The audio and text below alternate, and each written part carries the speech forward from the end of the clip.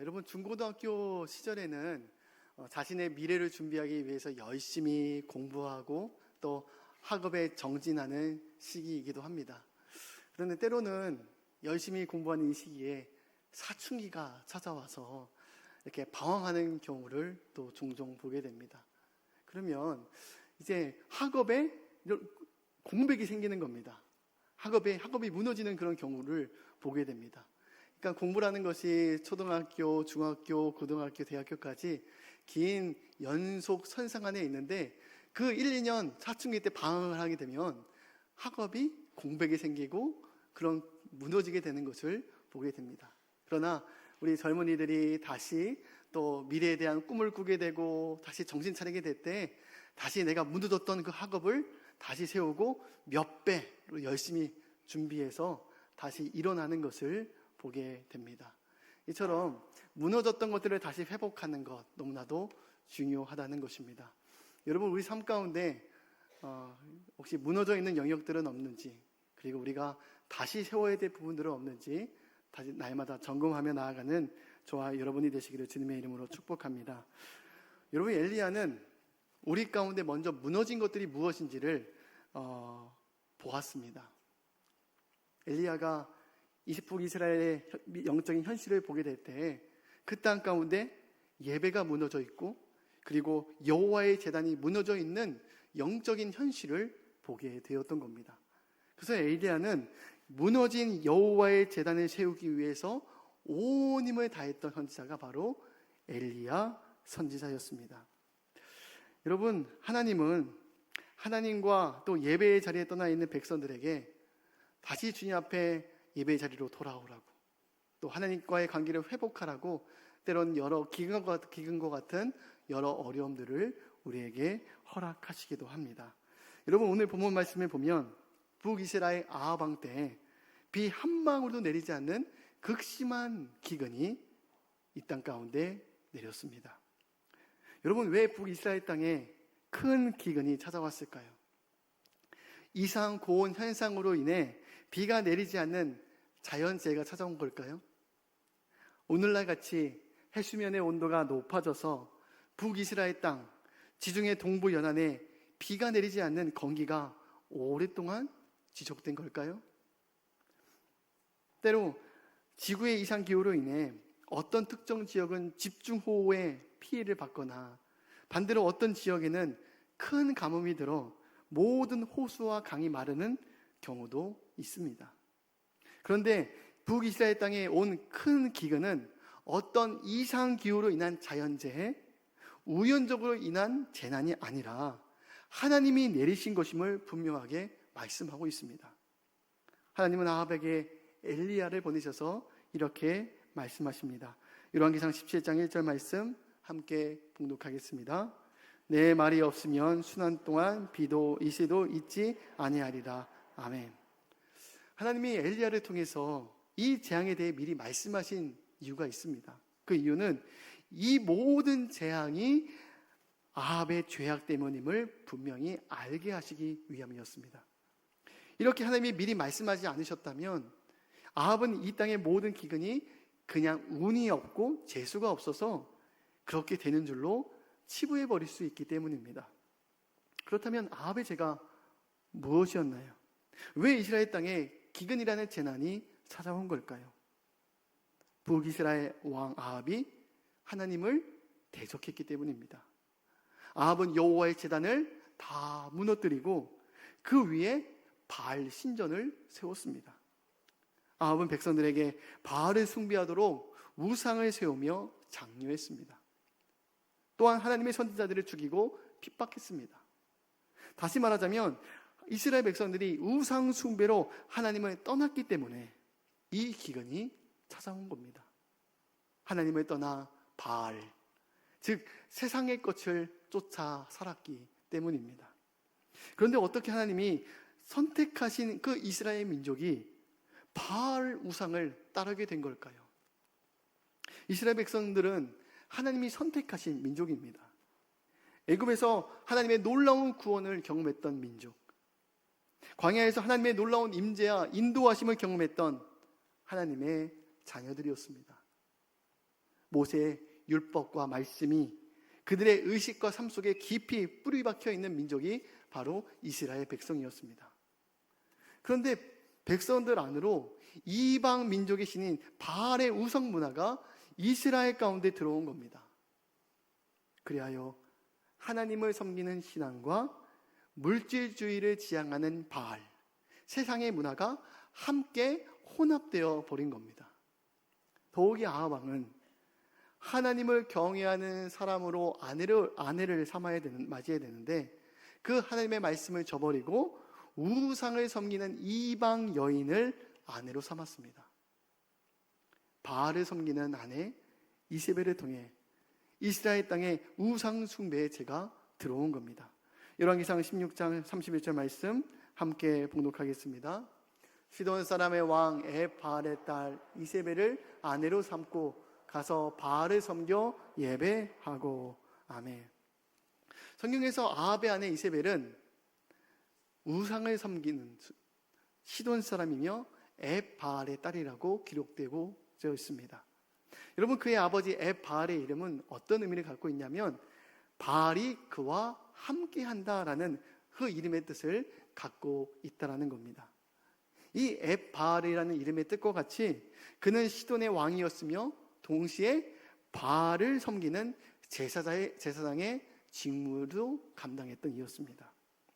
이러한 바알 추종자였던 시돈의 왕 바알의 딸이 바로 아합이 아내로 맞이한 이세벨이었던 겁니다. 아합은 바알을 숭배했던 이세벨을 아내로 맞이했습니다. 아합은 아합의 아내의 죄된 우상 숭배의 그 영향을 받아서 함께 바알을 따르는 자가 되고 맙니다. 그리고 모든 이스라엘 백성들로 하여금 바알을 숭배하도록 장려하고 여러 나라의 혜택을 주었습니다. 이렇게 점차 이스라엘 땅에 바알 우상 숭배의 역사가 나타나게 된 것입니다. 그렇다면 이스라엘 백성들이 하나님과 함께 믿었던 그 우상, 여러분, 바알은 어떠한 신일까요? 바알은 풍요의 신입니다. 그 당시 바알은 이 땅에 비를 가져다 주는 폭풍과 비를 관장하는 신으로 여겨졌습니다. 즉 오늘날로 말하면 물질, 돈의 신입니다. 이 땅의 성공과 쾌락을 위한 신입니다. 이스라엘 백성들에게 있어서 이 바알 신은 아주 매력적으로 다가왔습니다. 그들이 생각하기를 하나님은 우리 민족을 광야에서 인도하신 광야의 신으로 생각을 하기 시작했습니다. 그리고 바알은 농사를 짓는 이 가나안 땅에 잘 맞는 신이라고 생각을 했습니다. 또한 그들은 여호와 하나님의 엄격한 말씀보다 일탈이 허용되는 바알 신이 그들에게 매력적으로 다가왔습니다. 그래서 바알 신전에서는 사랑과 다산의 여신인 아세라와 함께 숭배되어졌습니다. 그러는 남신인 바알과 여신인 아스다롯이 함께 관계가 이루어지게 될 때 그 땅에 풍요가 온다고 믿었습니다. 그래서 바알 신전에는 이 땅의 풍요를 위해 바알과 아스다롯의 관계를 부추기는 그런 성적인 행위가 난잡하게, 음란한 그런 역사들이 난잡하게 자행되어졌습니다. 풍요를 위한 제2의 목적이라는 명분 아래에 이스라엘 백성들은 성적인 일탈이 허용되었던 것입니다. 성경은 이러한 우상 숭배를 영적인 음란, 간음이라고 말씀하셨습니다. 그리고 돈을 숭배하는 영적인 음란함은 육신적인 음란함으로 이어짐을 주님 분명히 말씀하고 있습니다. 그래서 돈과 같은 우상을 섬기는 죄는 성적인 음란함과도 항상 연결되어 있습니다. 성경에서 우리는 신랑 되신 그 예수님을 늘 기다리는 거룩한 신부가 되어야 한다고 말씀하고 있습니다. 우리는 거룩한 신부가 되어 오직 남편 되신 예수 그리스도만을 사랑하고 주님만 바라보는 자가 되어야 될 줄로 믿습니다. 다른 것에 곁눈질하면 안 됩니다. 오직 우리 마음에 사랑하는 남편 되신 그 예수님 생각으로 여러분 가득 채워져야 됩니다. 그러나 우리가 신랑 되신 예수님을 떠나 세상의 마음 빼앗기게 될 때 성경이 이를 영적인 음란함이다, 영적인 간음이다라고 말씀하고 있습니다. 호세아서 4장 13절 말씀 함께 봉독하겠습니다. 그들이 산 꼭대기에서 제사를 드리며 작은 산 위에서 분향하던 참나무와 버드나무와 상수리나무 아래에서 하니 이는 그 나무 그늘이 좋음이라. 이러므로 너희의 딸들은 음행하며 너희의 며느리들은 간음을 행하는도다. 아멘. 이런 영적인 우상 숭배가 영적인 간음이며 항상 이 영적인 간음은 육적인 음란함으로 이어지게 됨을 성경은 분명히 말씀하고 있습니다. 여러분, 이스라엘 백성들은 공의의 하나님에 대한 말씀, 그런 엄격한 명령과 그에 대한 심판의 부담감과 답답함을 느꼈던 그들은 이 땅에서의 풍요와 어느 정도 성적인 일탈이 허용되는 바알이 매력적으로 다가왔던 겁니다. 오늘날 사단은 돈이 주는 풍요와 쾌락, 성공으로 우리에게 다가옵니다. 오늘날 이 시대는 우리로 하여금 하나님이 아닌 우상 바알을 쫓아 살아가도록 만드는 세상입니다. 오늘날 사단은 무서운 공포스러운 이미지로 우리에게 찾아오는 것이 아닙니다. 사단은 세상의 성공과 물질적인 풍요를 쫓아 살도록 우리를 미혹해 합니다. 예수님이 40일 동안 금식 기도를 마치신 후에 미혹해 하는 마귀가 예수님께로 찾아옵니다. 마귀는 예수님께 세 가지로 유혹하게 되죠. 첫 번째는 돌을 떡으로 만들어 먹어라. 두 번째는 성전 꼭대기에서 뛰어내리라. 그리고 세 번째로는 높은 산으로 올라가 나에게 절하면 천하만국의 영광을 너희에게 줄 것이다 라고 말합니다. 오늘날 예수님에게 유혹했던 이 세 가지의 영역의 마귀의 시험이 우리에게도 찾아온다는 겁니다. 마귀는 예수님께 했던 것처럼 먼저 우리를 높은 산으로 데리고 가서 보여줍니다. 세상적인 성공, 영광, 물질적인 부요함, 돈이 거저다주는 달콤함을 먼저 보게 하고 맛보게 합니다. 그리고 말합니다. 이러한 모든 성공과 영광을 누리고 싶지 않니? 물질적인 부요함을 누리고 싶지 않니? 너도 50평 이상의 멋지고 넓은 집에서 살고 싶지 않니? 벤츠와 BMW 같은 멋진 차를 끌고 다니며 떵떵거리며 과시하며 살아가고 싶지 않니? 이러한 물질적인 탐심을 자극하여 우리에게 찾아온다는 겁니다. 마귀는 하나님의 뜻이 아니라 세상적인 영광과 성공을 동경하며 살라고 말합니다. 마귀는 자기 자신을 사람들 앞에서 정면으로 드러내거나 내세우지 않습니다. 오히려 마귀 자신은 세상 뒤에 숨고 세상적인 성공과 영광, 돈과 쾌락을 정면으로 내세워서 우리에게 다가오게 한다는 겁니다. 우리에게 돈을 쫓아 살도록 부추기고 성공을 쫓아 살도록 부추깁니다. 그것이 인생의 최고의 가치인 것처럼 우리에게 끊임없이 속삭입니다. 여러분, 유튜브로 보십시오. 주식으로 부자 되는 법, 부동산으로 부자 되는 법, 투자로 부자 되는 법, 이러한 주제가 상위 링크에 날마다 랭크되어 있습니다. 어떻게 하면 부자가 될 수 있을까? 마귀는 이러한 것들로 우리의 마음을 빼앗으려고 한다는 겁니다. 마귀는 끊임없이 젊은 세대들에게 속삭입니다. 지금 예배하는 것이 뭐 그리 중요하니? 눈에 보이지 않는 믿음이 뭐 그렇게 중요하니? 예배는 나중에 성공하고 여유 있을 때 해도 돼. 눈에 보이지 않는 믿음보다 눈에 보이는 돈, 우리의 손에 만져지고 내 손에 쥘 수 있는 물질과 성공이 더 중요한 거야 라고 거짓된 메시지들로 우리의 눈과 귀를 가리운다는 겁니다. 오늘 본문에서 북이스라엘 백성들의 신앙은 혼합주의적인 모습을 보여주고 있습니다. 하나님도 섬기지만 그와 함께 세상의 물질도 섬기고 동경하는 그 바알의 우상 문화도 함께 들어와 있다는 겁니다. 오늘날 여러분 잘 보십시오.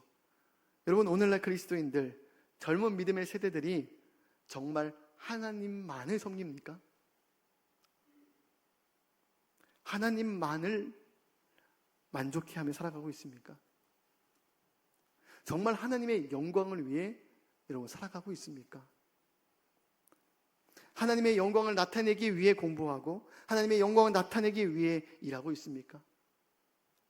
아니면 나의 성공과 나의 영광을 위해 공부하고 일하고 있지는 않습니까? 정직하게 우리의 내면을 한번 바라보십시오. 나의 성공과 나의 유익을 위해서 하나님을 이용하고 하나님을 찾으려고 했지, 내가 하나님의 영광을 위해서 하나님의 이름을 높여드리기 위해서 내가 이 일을 하는 겁니다 라고 그렇게 고백하는 사람들이 그렇게 많이 있지 않음을 보게 됩니다. 정말 하나님을 위해 살아가고 있는가? 하나님께 예배하는 것을 가장 우선순위에 두고 있는가? 하나님의 백성들의 혼합주의적인 그들의 신앙의 잘못을 다 드러내셨습니다. 그들이 정말 믿고 의지하고 동경하고 있는 것들이 사실 바알과 같은 돈과 물질과 성공임을 깨닫게 하려고 하신 것입니다. 사실 이 모든 것들이 다 허상임을, 이 영적인 실상을 드러내시기 위해서 하나님께 갈멜산의 자리를 허락하신 겁니다. 그래서 하나님은 북이스라엘 땅에 3년이라는 큰 기근을 내리신 겁니다. 그리고 3년이라는 시간이 흐르고 이제 하나님의 때가 되어서 주님은 엘리야를 부르시고 아합에게로 엘리야를 보내십니다. 엘리야는 갈멜산에서 아합에게 바알과 아세라를 섬기는 선지자 850명과 모든 백성들을 모이도록 그렇게 요청을 했습니다. 그리고 엘리야는 바알과 아세라를 섬기는 선지자 850대 1로 영적인 대결을 요청합니다. 표현적으로 볼 때 누가 믿는 신이 진짜 신이냐, 어느 신이 더 힘있는 신이냐, 그 대결로 보입니다. 이 갈멜산의 대결은 누가 참 하나님이신가를 두고 하는 대결로 보입니다. 그러나 사실은 이 대결은 어느 신이 더 힘이 세느냐, 어느 신이 참 하나님이냐의 싸움이라기보다 진리신 하나님이 모든 거짓을 드러내는 사건이었습니다. 이스라엘 백성들이 믿고 있는 모든 우상들이 사실은 다 빈 허상임을 알게 하시기 위해서 하나님께서 이 갈멜산의 자리를 허락하셨던 겁니다. 엘리야는 절대 다수 이루어져 있는 그 바알 선지자들에게 먼저 기회를 줍니다. 각자 송아지 한 마리를 잡아 각을 떠서 나무 위에 올려놓고 그곳에서 각자 믿는 신의 이름을 부르며 그곳에 불로 응답하시는 신이 참 하나님이심을 서로 증명하자고 그렇게 말했습니다. 열왕기상 18장 24절 말씀 함께 봉독하겠습니다. 너희는 너희의 신의 이름을 부르라. 여호와 이름을 부르리니 이에 불로 응답하시는 신 그가 하나님이라. 백성이 다 대답하되 그 말이 옳도다 하니라. 아멘. 여러분, 바알의 선지자 850명은 아침부터 늦은 저녁까지 종일 바알의 이름을 부르짖으며 기도했습니다. 바알의 선지자들은 아무리 목청껏 부르짖고 외쳐도 아무런 응답이 없자 이제는 자기 자신을 피 흘리기까지 자해를 하면서 바알의 응답을 기다렸습니다. 그렇지만 허상인 우상 앞에서는 아무런 응답이 일어나지 않았습니다. 드디어 이제 엘리야의 차례가 되었습니다. 여러분, 이때 엘리야가 제일 먼저 한 것이 여러분 무엇이었습니까? 무너진 여호와의 제단을 수축하는 일이었습니다. 열왕기상 18장 30절 말씀 함께 봉독하겠습니다. 엘리야가 모든 백성을 향하여 이르되 내게로 가까이 오라. 백성이 다 그에게 가까이 가매 그가 무너진 여호와의 제단을 수축하되 아멘. 엘리야는 먼저 무너진 예배를 회복하는 일을 먼저 했습니다. 무너진 제단을 수축하는 것은 우리에게 무엇을 말씀하고 있는 걸까요? 우리를 하여금 먼저 하나님과의 관계를 회복하라는 것입니다. 우리 인생의 모든 문제의 열쇠가 하나님과의 관계에 달려있기 때문입니다. 모든 문제의 해결의 키는 여러분 세상 밖에 있는 것이 아닙니다. 사람에게 있는 것이 아닙니다. 돈에 있는 것이 아닙니다. 하나님과의 관계 회복, 예배의 회복 안에 있다는 것을 주님은 말씀하고 계신 겁니다. 하나님은 예배를 통해서, 말씀을 통해서 우리의 삶을 회복시켜 주시는 줄 믿으시기 바랍니다. 엘리야는 무너진 여호와의 제단을 먼저 수축하고 그곳에서 여호와의 이름을 부르짖으며 기도할 때 여러분 무엇이 그곳에 임하게 됩니까? 여호와의 불이 그 제단 가운데 임하게 되었습니다. 열왕기상 18장 38절 말씀 함께 봉독하겠습니다. 예, 여호와의 불이 내려서 번제물과 나무와 돌과 흙을 태우고 또 도랑의 물을 핥은지라. 아멘. 여러분, 엘리야는 먼저 무너진 여호와의 예배의 제단을 다시 세우고 깨어진 하나님과의 관계를 회복하는 것을 가장 우선했습니다. 엘리야는 다시 이 땅에 무너진 예배가 회복하게 해달라고, 깨어진 하나님과 관계를 다시 회복시켜달라고 다시 무너진 제단을 쌓고 하나님께 기도하게 될 때 주님은 그 제단 위에 하나님의 불, 여호와의 불을 내려주셨습니다. 여러분, 이 불은 건조한 대기로 인해 작은 마찰이나 스파크나 정전기로 일어난 불이 아니었습니다. 하나님이 보내신 불이었습니다. 엘리야는 모든 인간적인 가능성을 다 차단하기 위해서 그 제단 위에 여러분 무엇을 붓게 됩니까? 12통이나 되는 물을 부어서 모든 재물을 흥건하게 적시게 했습니다. 강력한 하나님의 불이 아니면 불이 붙을 수 없는 상황이었습니다. 이 제단 위에 임한 불은 바로 하나님의 임재의 불이었습니다.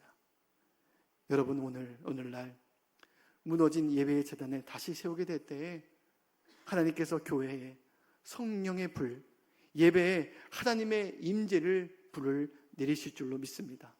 하나님께서 예배의 부흥, 영적인 부흥이 있은 이후에 이 땅에 회복의 역사가 항상 일어났다는 사실을 여러분 꼭 기억하시기를 바랍니다. 이것이 회복의 순서입니다.